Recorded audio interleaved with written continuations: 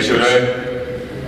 आदरणीय पवार साहेबांच्या विचाराने चालणाऱ्या राष्ट्रवादी काँग्रेस पक्षाच्या या जुन्नर तालुक्यातला मेळावा म्हणा, बैठक म्हणा, फक्त एक संवाद म्हणा, सुसंवाद म्हणा यासाठी उपस्थित असणारे पुणे जिल्ह्याचे अध्यक्ष, आमचे मार्गदर्शक, माजी आमदार आदरणीय जगन्नाथ बापू शिवाळे, अल्पसंख्याक विभागाचे प्रदेशचे अध्यक्ष इर्शादभाई अतार, शिरूर लोकसभा मतदारसंघाचे कार्याध्यक्ष देवदत्तजी निकम, उपाध्यक्ष अनंतरावजी चौगुले, आमचे मार्गदर्शक शरदरावजी लेंडे साहेब, आमचे स्नेही आणि जुन्नर बरोबर पुण्यात सुद्धा पक्षाची धुराचे आग्रहाने कायम हिरीने चालवतात ते विशाल शेठ तांबे, युवक अध्यक्ष स्वप्नील भैया गायकवाड, युवक कार्याध्यक्ष प्रमोदजी कोतरणे, तालुक्याचे अध्यक्ष तुषारभाऊ थोरात, सगळेच मान्यवर. कारण मला पूर्ण कल्पना आहे तुमच्या सगळ्यांची नावं घेण्यात क्रमप्राप्त आहे, पण 2:45 वाजलेले त्यामुळे सगळेच उपस्थित मान्यवर. कारण तुम्ही सगळी जीवाभावाची माणसं, म्हणजे मोहित भाऊ मगाशी तुम्ही प्रत्येकाने भाषणात वेगवेगळे उल्लेख केले ते मी फार बारकाईने ऐकत होतो. अगदी खरं सांगायचं म्हणजे दिवाळ सणाच्या निमित्तानं मी खरं तर बापूंना इच्छा व्यक्त केली होती की दिवाळ सणाच्या निमित्तानं काल शिरूर लोकसभा मतदारसंघातल्या शिरूर हवेली मतदारसंघातल्या अनेक कार्यकर्त्यांना भेटून फक्त दीपावलीच्या शुभेच्छा दिल्या आणि त्याच पद्धतीनं आज खरं तर जुन्नर तालुक्यात कुराडे सर जुन्नर तालुक्यात येऊन नारायणगाव ऑफिसला बसून सगळे तुमच्याशी फक्त संवाद साधायचा असा होता. पण तुषार भाऊंनी सांगितलं की नाही, आपण ओतूरला काही कार्यकर्त्यांशी बोलू, नंतर तुम्ही नारायणगावला काही कार्यकर्त्यांशी. अनेकदा एक देतो विशेषतः पत्रकार बांधवांना याचं काय, कोणत्या गटाचा नेमका कोणत्या गटाचं काय म्हणणं आहे. मगाशी तुम्ही फार आग्रहाने ही भूमिका मांडली आणि या भूमिकेमध्ये कुणाच्याही मनात शंका असण्याचं कारण नाही की जुन्नर तालुक्याचा जो काही चेहरा मोहरा बदलला केवळ जुन्नर तालुक्याचाच नाही तर सर्वसामान्य महाराष्ट्रातल्या शेतकऱ्याच्या आयुष्यामध्ये जे 4 सुखाचे दिवस आले हे आणणारी व्यक्ती म्हणजे आदरणीय शरदचंद्रजी पवार साहेब आहेत. याविषयी कोणाच्याही मनात काहीही शंका असण्याचं कारण नाही. मगाशी मोहित भाऊ बोलत होते तेव्हा आपण सगळ्यांनी त्याला आग्रही भूमिका मांडली की आपण आमदारांना सुद्धा ही भूमिका तातडीनं स्पष्ट करायला लावली पाहिजे. यामध्ये जेव्हा मोहित भाऊ सांगत होते, बापू मी आपली माफी मागून एक गोष्ट सांगेन, जुन्नर तालुक्याचे आमदार असतील, अतुल शेठ असतील, मी असेल, जुन्नर तालुक्याचं एक उदाहरण हे प्रस्थापित व्हावं, आदरणीय पवार साहेबांच्या विचाराने जावं, यासाठी आम्ही सदैव प्रयत्न करू. यामध्ये एक गोष्ट कटाक्षानं चौगुले काका पाळण्याचा प्रयत्न केला जातोय की आपण काय बघतो, घराघरात भांडणं लागतात, भावाभावात भांडणं लागतात. गुरुजी, भावाभावात भांडणं लागल्यानंतर आमची अडचण ही होती का एक भाऊ दुसऱ्या भावाची कॉलर पकडायला जातो, बरोबर, आणि एक भाऊ दुसऱ्या भावाची कॉलर पकडायला गेला की 1-2 ठोसे मारतो, दुसरा 2 ठोसे मारतो, तिसरा परत पहिला मारतो, परत दुसरा मारतो, दोघं गलित गात्र होतात आणि ज्यांनी भांडण लावले तो घराची मालकी घेतो. हे तालुक्यात होऊ नये याची आपल्याला कटाक्षानं काळजी घ्यावी लागेल. आणि ही का घ्यावी लागेल, ही का घ्यावी लागेल, कारण मगाशी आपण शिवसेनेमध्ये जे झालं त्याचा उल्लेख केला, राष्ट्रवादी काँग्रेस पक्षामध्ये जे विचारधारा जे पक्ष होते हे फोडण्याचा, की या पक्षांमध्ये काही जणांना वेगळी विचारधारा स्वीकारण्याला भाग पाडण्याचा जो प्रयत्न करण्यात आला, हा का करण्यात आला. जर एकमेकाची कॉलर पकडून दोघा भावांमध्ये भांडणं लागली म्हणून एकमेकाची कॉलर पकडून आपण त्याच्यात जर शक्ती वाया घालवली तर मालकी कुणाची विचार करा. म्हणजे आज देशात परिस्थिती कशी म्हणतो, कारण विचारधारा स्वीकारताना कोणती स्वीकारायची. ज्या आदरणीय शरदचंद्रजी पवार साहेबांनी वर्षानुवर्ष सर्वसामान्य शेतकऱ्यांसाठी, बहुजन समाजासाठी, सर्वसामान्य युवकासाठी, सर्वसामान्य माता भगिनीसाठी एक आग्रहाची भूमिका ही मांडत राहिली. या आदरणीय पवार साहेबांची भूमिका स्वीकारायची की दुसरी एक नवीन प्रवृत्ती आली. ही नवीन प्रवृत्ती काय आहे, आपल्याकडे बरंच ट्रान्सपोर्टचा व्यवसाय करणारी पण मंडळी आहेत ना. एक माणूस ट्रक घेतो, एक माणूस ट्रक घेतो आणि त्याला विचारतात, बाबा तू ट्रक कशा पायी घेतोय? म्हणतो नाही, काही झालं तरी आयुष्यात कुछ भी हो जाए मैं मेरा ट्रक बिकने नहीं दूंगा, असं तो सुरुवातीला म्हणतोय. काही दिवसांनी कळते, अरे ट्रकची टायर गायब आहे. तो टायर काय केले? टायर विकले, लेकिन मैं मेरा ट्रक नहीं बिकने दूंगा. नंतर कळते, अरे स्टेपनी पण विकली. तो नाही, पण ट्रक नाही विकणार. नंतर कळते, ट्रकची वरची बांधायची ताडपत्री पण विकली. तो पण ट्रक नाही विकला. नंतर म्हणतो ट्रकचं इंजिन पण विकलं, पण म्हणतो ट्रक नाही विकला. असं कधीतरी ऐकलं होतं. 2014च्या आधी काहीतरी कोणीतरी ऐकलं होतं, मीडियामधून ऐकू आलं होतं, मैं देश बिकने नहीं दूंगा. आता त्या ट्रकच्या मालकाच्या हातात तुम्ही ट्रक द्याल का? मग देशाची जर अशी परिस्थिती झाली तर देश द्यायचा आहे का? याचा विचार करणं गरजेचं आहे. म्हणजे या सगळ्या भूमिका ज्या घेतल्या गेल्या, म्हणजे कोणीतरी मगाशी ईडीचा उल्लेख केला, कोणी सेंट्रल एजन्सीचा उल्लेख केला. कारण 2019च्या निवडणुकीनंतर महाराष्ट्रामध्ये महाविकास आघाडीचा एक प्रयोग आदरणीय शरदचंद्रजी पवार साहेबांच्या माध्यमातून केला. या महाविकास आघाडीच्या प्रयोगानंतर आज देश पातळीवर इंडिया गठबंधन, जी इंडिया आघाडी आहे, ही तयार झाली. या इंडिया आघाडीची जी भीती वाटते, जी दहशत वाटते, सत्तेत असणाऱ्या लोकांना जी एक धाकधूक व्हायला लागली. म्हणजे आता 5 राज्यातल्या निवडणुकांचा निकाल येईल 5 डिसेंबरला. या 5 राज्यातल्या निवडणुकांनंतर तुम्हाला कळेल का यांची गाडी.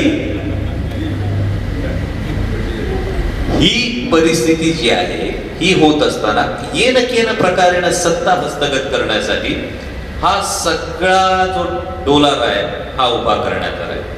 आणि हा करत असताना मला असं वाटतं की गट जरी वेगळे असले, ज्या पद्धतीनं आदरणीय बापूंनी मार्गदर्शन केलं त्या पद्धतीनं संघटना ही उभी राहणं, ही संघटना सोबत काम करणं, ही तितकीच ताकदीची तयार होणं ही काळाची गरज आहे. आणि ही गोष्ट होत असताना ज्यांच्या बरोबर वर्षानुवर्ष खांद्याला खांदा लावून काम केलं, म्हणजे 2 भावामध्ये वाटणी जर झाली तर भांडण पण होतंय, आणि 2 भावामध्ये वाटणी होऊन पण दोघेही सुखाने पण चालू शकतात.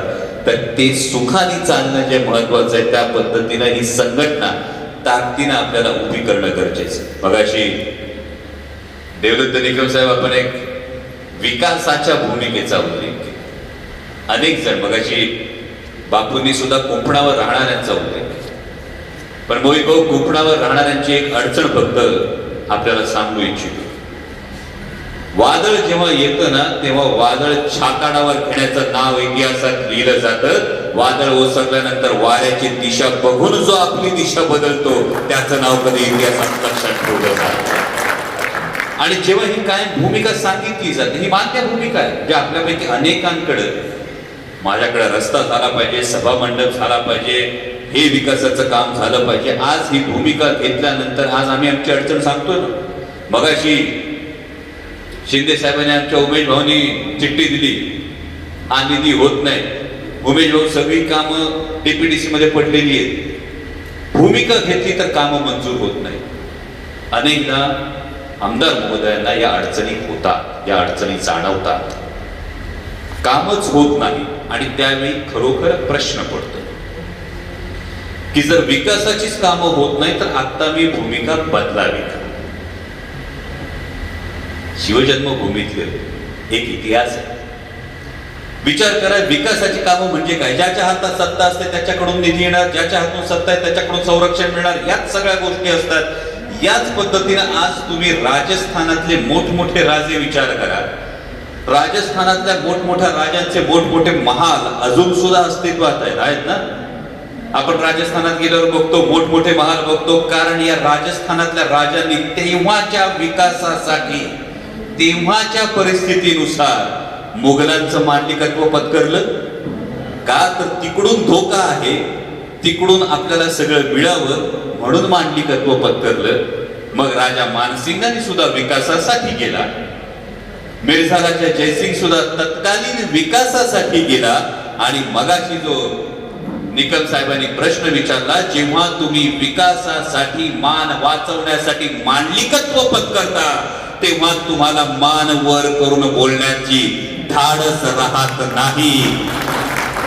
आणि हीच गोष्ट छत्रपती शिवाजी महाराजांनी दाखवून दिली की जर स्वाभिमान जागृत असेल तर मांडलिकत्वासाठी मान झुकवली जाणार नाही. हा इतिहास समजून घेणं गरजेचं आहे. म्हणजे छत्रपती शिवाजी महाराजांना हा पर्याय तर नक्कीच प्रत्येकाने दिला असता. म्हणजे बादशाह औरंगजेबाने जेव्हा आग्र्याच्या दरबारात बोलवलं, त्या आग्र्याच्या दरबारात बोलवल्यानंतर छत्रपती शिवाजी महाराजांनी जर हा विचार केला असता की जर मी आज मान तुकवली, जर मी आज मान झुकवली, तर कदाचित जेवढं स्वराज्य आहे त्याच्या कितीतरी पटीनं अख्खा दख्खनचा मोगलाईचा सुभाग हा छत्रपती शिवाजी महाराजांना दिला जाईल. वाटलं असेल की नाही? ऑफर होती की नाही? बरं, या सगळ्या गोष्टी असताना छत्रपती शिवाजी महाराजांनी निवडलं काय? ते स्वाभिमानानं ताक मानेनं जगणं स्वीकारलं. आणि म्हणून आज इतिहास छत्रपती शिवाजी महाराजांना स्मरणात ठेवतो, राजा मानसिंग आणि मिर्झा राजा जयसिंगांना ठेवत नाही. आणि कोकणावर राहत असताना या विकासाचा विचार होणं फार गरजेचं आहे. विचार करा, एका घरात दोन भाऊ असतात. एका भावाचं कौलारू घर असतं, साधं कौलारू घर, फार काय स्लॅब टाकू शकला नाही. तुम्ही जसं म्हटलं, आजचा शेतकरी 50 लाखाचा 1 कोटीचा बंगला बांधतो, तेवढा काय बांधू शकला नाही. तो आपला नित्यनेमानं धर्मानं वागणारा माणूस. शेजारचा भाऊ, तुम्ही म्हटलं कोटीचा, त्याने तर 4 कोटीचा बंगला बांधला. हे असं चकचकीत मार्बल आहे, खाली आतमध्ये गेला का असं भारी इटालियन फर्निचर आहे, पैसा नुसता खेळतोय. तो 4 कोटीचा बंगला बांधत असताना त्याने कधीच धर्माचा विषय केला नाही. म्हणजे त्याने नीतिमत्तेचा विचार ठेवला नाही, त्याने तत्वांचा विचार ठेवला नाही. लोक काय म्हणतील त्याने प्रत्येक वेळी स्वाभिमानाचा विचार ठेवला नाही. जिथे पडेल तिथं लाचारी पत्करली, जिथे पडेल तिथे तडजोडी केला, जिथं पडेल तिथं भूमिका बदलली. एकाचा 4 कोटीचा बंगला आहे. ज्यानं लाचारी पत्करली नाही, ज्याने तडजोडी केल्या नाही, त्याचं टुमदार का होईना साधं कौलारू घर आहे. आता मला सांगा, सोयरी जुळवायची असेल तर थोरल्या घरात जुळवाल का धाकट्या घरात?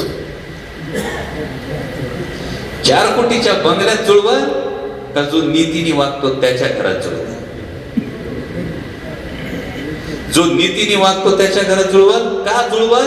तर समाजात त्याला जास्त आदर राहील, समाजात नाव हे त्याचं घेतलं जाईल, समाजात आदर्श हा त्याचा घेतला जाईल. म्हणून प्रत्येक गोष्ट ही विकासाच्या निधीने खरेदी करता येत नाही. प्रत्येक गोष्ट ही होणाऱ्या चकचकीत रस्त्यांनी खरेदी करता येत नाही. काही गोष्टी अशा असतात, जर तसं असतं तर इंग्रजांसमोर माना झुकवणं ज्यांनी तनखा स्वीकारला त्या संस्थानिकांचा फोटो नोटांवर असता. साधा पंचा नेसून देशाला स्वातंत्र्याची दिशा दाखवणाऱ्या महात्मा गांधींचा फोटो नोटेवर नसता. त्यामुळे ही तत्वांची लढाई आहे. ही तुमची माझी या पुढच्या काळातला जो संघर्ष आहे हा या तत्वांचा संघर्ष आहे. आणि म्हणून माझी आपल्या सर्वांना विनंती आहे, शिवजन्मभूमीचे मावळ्यावर छत्रपतींच्या पदस्पर्शानं पावन झालेली ही भूमी, अख्खा महाराष्ट्र या शिवजन्मभूमीकडे मोठ्या अपेक्षेनं बघतोय.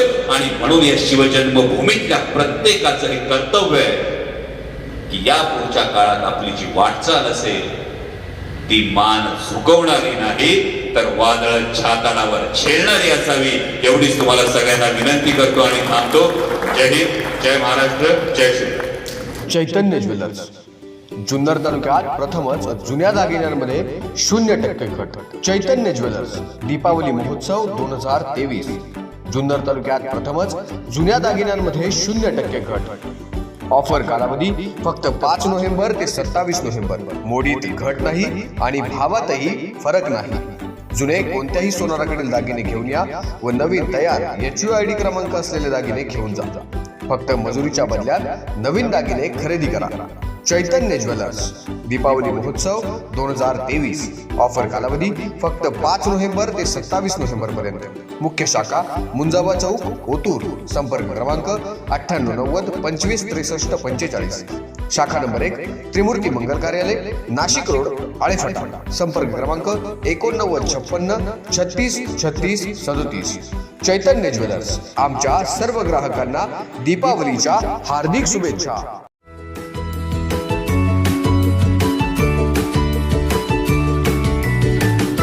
बातम्या शेतीच्या, बातम्या मातीच्या, बातम्या अन्यायाच्या, गुन्हेगारीच्या,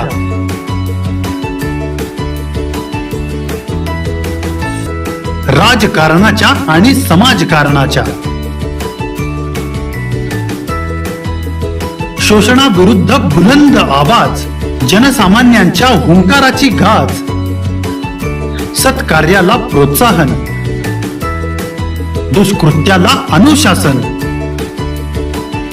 निर्भीड, निस्पृह, सडेतोड, बेधडक आणि रोखटोक म्हणजेच विघ्नहर टाइम्स. शोध बातमीचा, ध्यास सत्याचा. आपलं चॅनल, आपली बातमी. सबस्क्राईब तर कराच, पण बेल आयकॉनवर क्लिक करायलाही विसरू नका.